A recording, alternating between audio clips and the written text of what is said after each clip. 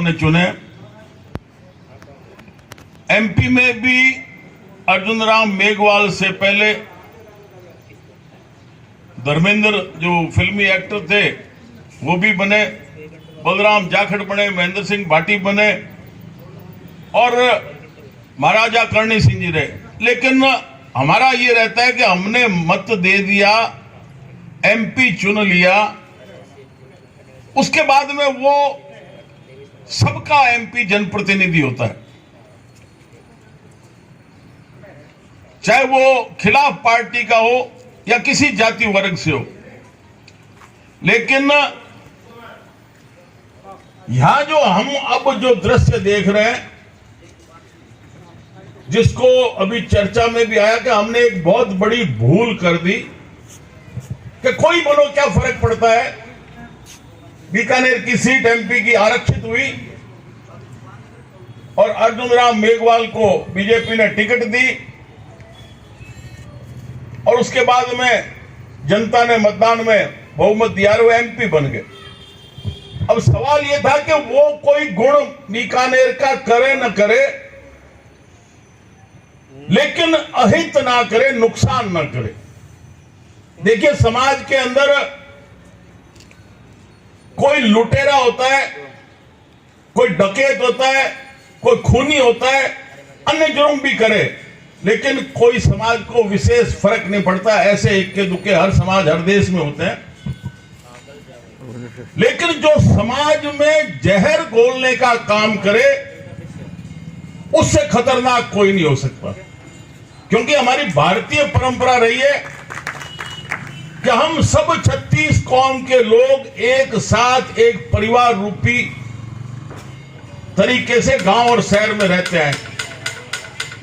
हमारे पूर्वजों का इस प्रकार का सोच था कि गांव का अगर कोई भी मेघवाल, चाहे नायक भील परिवार है, वाल्मीकि है, अगर वो उस गांव के एक परिवार का अगर जवाई है तो सारे उसे जवाई कहते थे, जवाई राजा कहते थे, कौर साहब कहते थे। ये हमारी एक ऐसी व्यवस्था थी कि सबको मान सम्मान एक परिवार के रूप में बसो। लेकिन इस बार जो हमने दृश्य देखा है, इसको जनप्रतिनिधि, अब मेरा कहने का तो कभी मन ही नहीं है और न रहेगा, जिनको नेतृत्व दिया, एक मांग थी, हर समाज की अलग अलग समय पर मांग रहती आई है।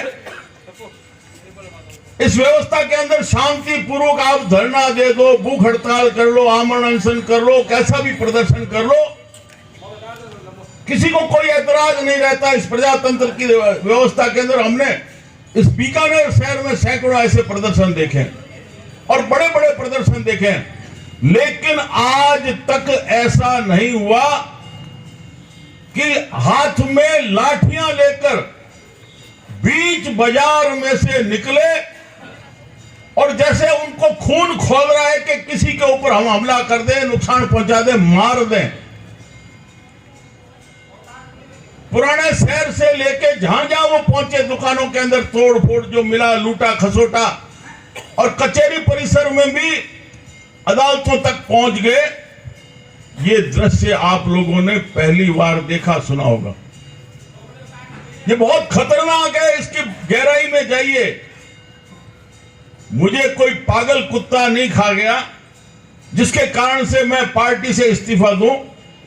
मुझे नजर आ रहा था, हमारे एक साथी बैठे हैं, ये नायक भील समाज के जवाना राम जी नायक, मैंने ये मुद्दा भी उठाया। मुझे जो गलत लगता है, जो सही न्याय की बात मेरे मन में आती है बैठो,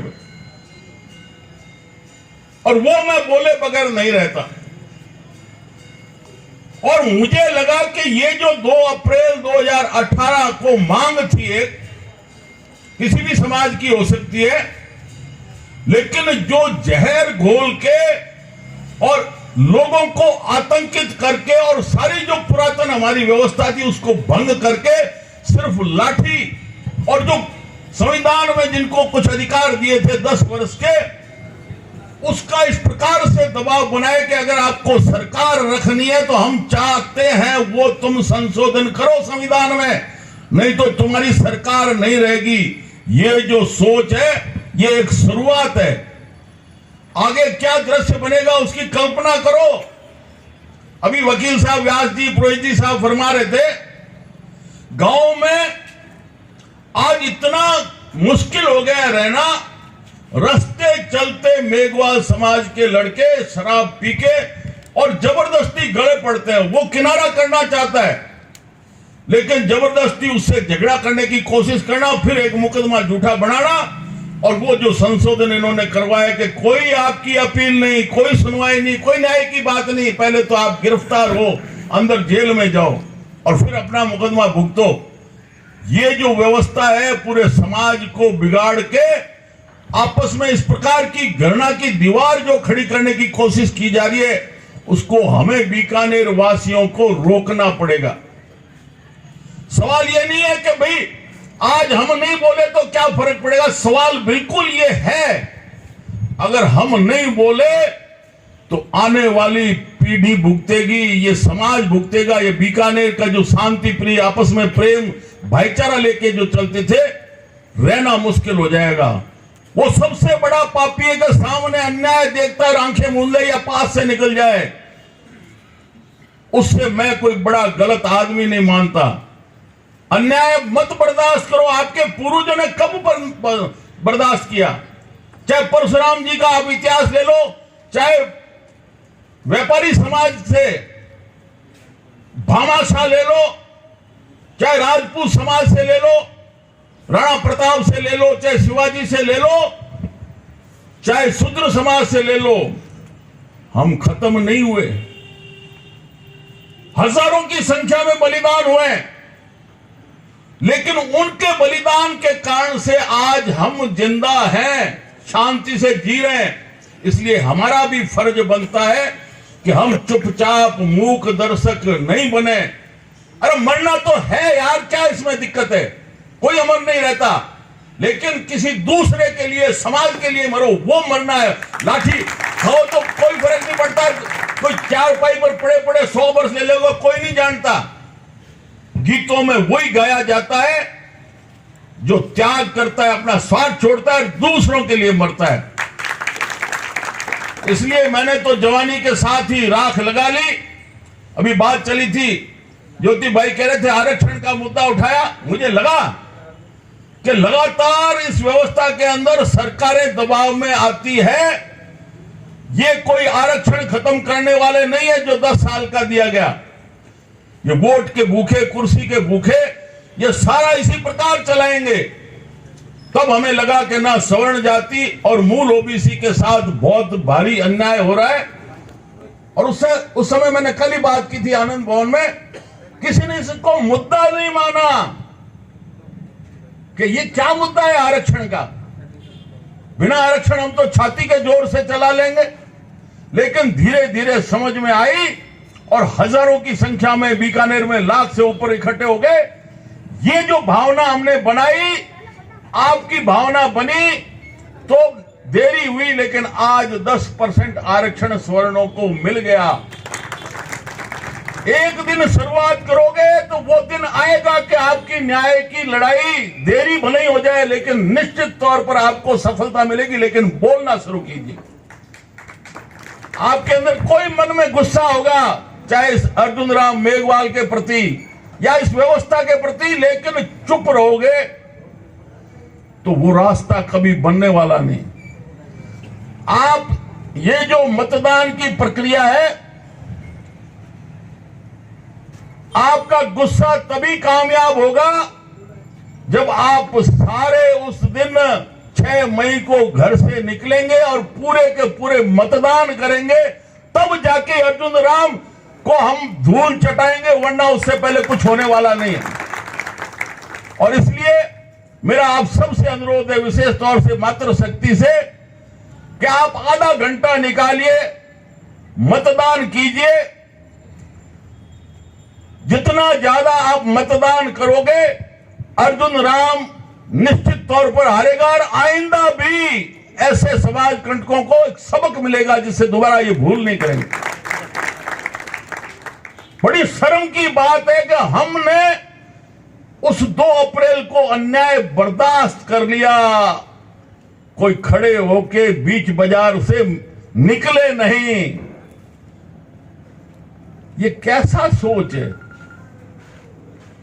सबको उस दिन मैं चर्चाएं सुन रहा था, मैं उस समय जयपुर में था, लोगों के मन में गुस्सा था कि ये कौन सा तरीका है। कहीं मुकाबला भी किया, वापस उनको ठोका भी सही, लेकिन उसके बाद में हम शांत हो गए। शांत रहिए, समाज में सामंजस्य प्रेम बढ़ाने के लिए, लेकिन अन्याय को बर्दाश्त करके हम शांत रहें। उससे गलत आदमी, गलत समाज कोई हो नहीं सकता। अरे मरो यार, मरने के लिए क्या कहां जगह पड़ी है? मरने की तमन्ना रखोगे, आप कभी नहीं मरोगे, नहीं तो रोज मरोगे, घुट घुट के मरोगे। इसलिए मेरा आपसे अनुरोध है कि ये जो लड़ाई लड़ी है, उसमें शुरुआत में थोड़ी दिक्कत भी आई कि मोदी मोदी मोदी, ये जो प्रचार है टीवी के माध्यम से। मैं एक सवाल पूछता हूं, प्रबुद्ध जन यहां विराज रहे हैं, क्या लोकसभा की 543 सीट बीजेपी जीत जाएगी, ये मोदी जी प्रधानमंत्री बन जाएंगे? जब पूरे 543 सीट नहीं ला सकते तो बीकानेर की हम नहीं लेने देंगे बीजेपी को, कांग्रेस को हम वोट देंगे, इनको हराएंगे।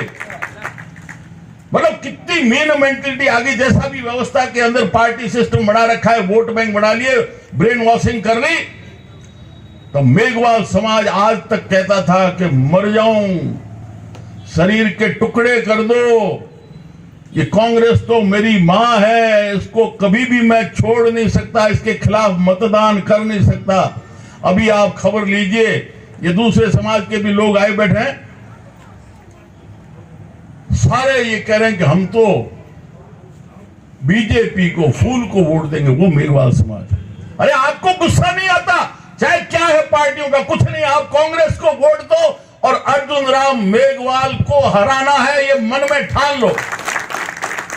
इसलिए मेरा आप सबसे ये अनुरोध है कि आप लोगों को समझाओ, किसी के मन में, दिमाग में भूख, इस प्रकार का भूत सवार है तो मोदी का भूत निकालो। गांव में, शहर में अब काफी लोग तैयार हो गए, जगह जगह वर्तमान एमपी का गांव में जाना मुश्किल हो गया। शहर के मोहल्लों में अभी बताया मुझे कि आचार्य के चौक में कहीं चले गए, कोई किसी के घर में ले जाके हो गए कि साहब दौरा कर लिया शहर का, फला वार्ड में, फला मोहल्ले में। आज भी आपने कुछ लोगों ने सुना होगा, आज जब वो अपना पर्चा भरने नॉमिनेशन के लिए गए कचहरी में, तो हजारों की संख्या में काले गुब्बारे बीकानेर के उन नविकों ने, जोशीलों ने करके बताया। पुलिस प्रशासन खड़ी नहीं, कोई गोली लगे तो लगे, लाठी लगे, लेकिन अपना जो विचार है उन्होंने सबके सामने प्रदर्शित किया। और चेहरा देखना था उस समय अर्जुन मेघवाल का, जावड़ेकर जी का। ये सब आपके ही कोई साथी, आपके ही बच्चे कर रहे हैं। संदेश आप दोगे तो सारा बीकानेर खड़ा हो जाएगा। इसलिए ये मुहिम आप चलाओ और सबसे ज्यादा मतदान हो। और मैं कहता हूं उन भोले लोगों से, कोई दे भी देगा वोट अर्जुन राम मेघवाल को, कुत्ती नहीं पूछेगी, कुत्ती। ये मेरी बात याद रखना। 10 साल में कभी बताया किसी को? कितने समर्थक बैठे होंगे झंडा लिए बीजेपी, वो कितना तकमा लगाए हुए। इसलिए हमें स्वाभिमान से जीना है। अकेले हैं तो अकेले खड़े रहेंगे। दुनिया में जहां भी क्रांतियां हुई है, एक आदमी, एक व्यक्ति आगे निकलता है, पूरी फौजें खड़ी हो जाती है। चंगेज खान लूटने के लिए, इलाके कब्जे करने के लिए निकला मंगोलिया से, और इलाके जीतता रहा, लूटता रहा। कई बरस निकले, तब उसके सिपाहियों ने चंगेज खान को कहा कि भाई तुम्हें तो अपना नाम कमाना, इलाके जीतने, हमारे तो पीछे बाल बच्चे, हम तो वापस जाएंगे। चंगेज खान ने घोड़े पर बैठे बैठे कहा, क्या रे मंगोलिया वासियों, तुम गरीब थे, भूख से मर रहे थे, मैंने तुम्हें धन, माल, असबाब, इज्जत, मंगोलिया को नाम दिया। अरे तुम जाते हो तो जाओ। चंगेज खान ने तो अकेले फौज खड़ी की थी, फिर खड़ी कर लेगा। घोड़े की एड़ लगाई, सिपाहियों ने कहा कि अब ये सूचना मंगोलिया वासियों को मिलेगी तो मारेंगे हमें, दौड़ के साथ हो गए। तो लीडरशिप आप करो, अकेले आपके साथ लोग जुड़ेंगे। बहुत बहुत धन्यवाद। जय हिंद सर।